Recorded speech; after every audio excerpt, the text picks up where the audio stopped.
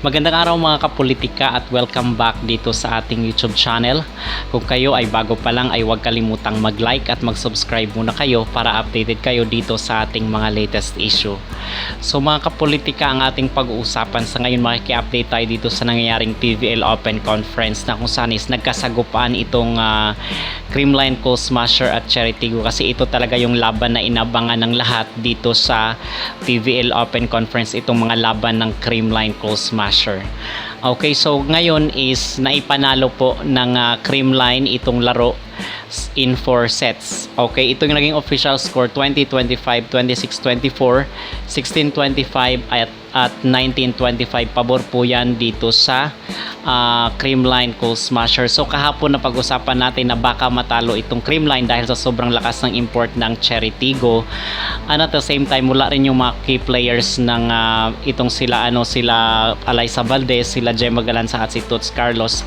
But actually meron ring wala dito sa Cherry Tigo crossovers, itong si Iya Laure at itong si Jane Nierva. At isa pa, wala rin itong si Pangs Panaga pala dito sa sa Creamline, which is napag-usapan natin kahapon yung kanyang absence dahil sa pagpanaw ng kanyang ina. Okay, so ngayon is bakit natin to pinag-uusapan? Ito yung itong expectation kasi ng mga tao na kung saan is before itong laro ng Creamline versus Cherry Tigo, at sinasabi is mananalo daw itong Cherry Tigo crossovers versus dito sa Creamline Coal Smashers. Okay, but kabaliktaran nga po yung nangyari, which is nanalo po itong Creamline Coal Smasher versus dito sa Cherry Tigo.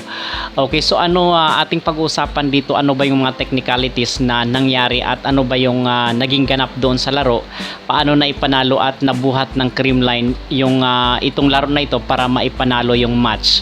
Okay, so ito yung bibigyan natin ng reaction, ano yung ginawa ng Creamline at ano yung ating personal observation at personal na analysis dito sa nangyaring sagupaan ng dalawang malalakas na team. Okay, so sa tingin ko dito mga kapolitika, ang number 1 talaga na nangyari dito sa ang ginawa ng Creamline Coal Smasher ay itong si Bernadette Pons na talagang nag-shine dito sa kanilang game today. Okay, so kung nakikita nyo doon sa third set is wala na masyadong ganap itong itong import ng Cherry Tigo na si Cuthbell. Siguro doon sa first 2 sets is meron siyang talaga walang depensa dito kay Cuthbell sa first at sa second set.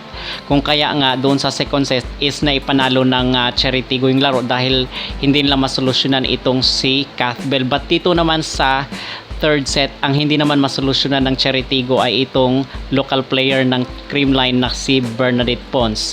Okay, so talagang nagpaulan ito ng puntos, either off speed man or high speed itong mga palo ni Bernadette Pons ay talagang hindi kayang depensahan ng Cherry Tigo. At isa sa nakikita ko mga kapolitika ay walang depensa itong Cherry Tigo crossover.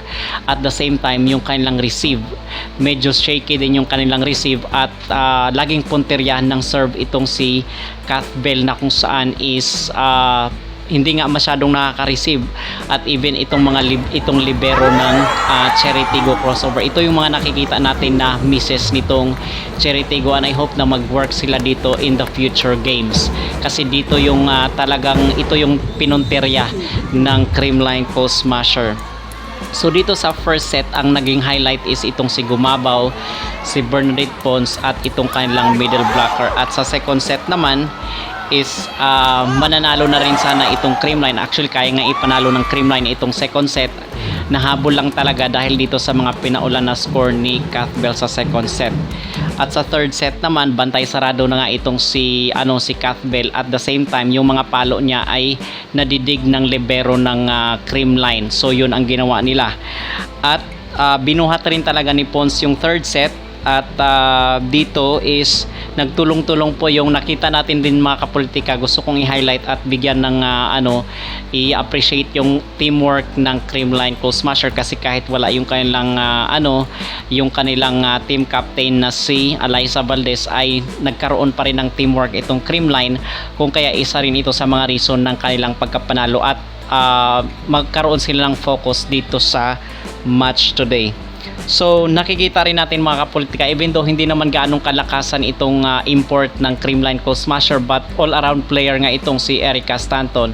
Even though hindi naman siya nagpaula ng mga scores nga dito, nakita naman natin yung pagpursige niya, at talaga namang sa depensa is may maasahan mo rin itong si Erica Stanton mga kapolitika. Kung ikumpara mo siya kay Cat Bell, ay medyo mas malakas nga itong si Cat Bell kontra dito kay Erica Stanton. So mga kapolitika, ang ano dito is so far yun lang naman yung ating mga observation dito sa naging laro today ng CCS versus nga dito sa Cherry Tigo crossover, kasi maraming ang nag expect talaga na itong Cherry Tigo ang mananalo today, but kabaliktaran nga po, and turn of events is naipanalo po ng Creamline Cold Smasher itong laro today. So mga kapolitika, yun lamang ating personal na opinion, ating short na reaction dito sa nagaganap na PVL Open Conference sa laro ng Creamline Cold Smasher. Kayo, ano sa tingin nyo ang naging reason, at ano sa tingin nyo ang inyong naging personal na observation dito sa laro ng Creamline versus Cherry Tigo, kung bakit nila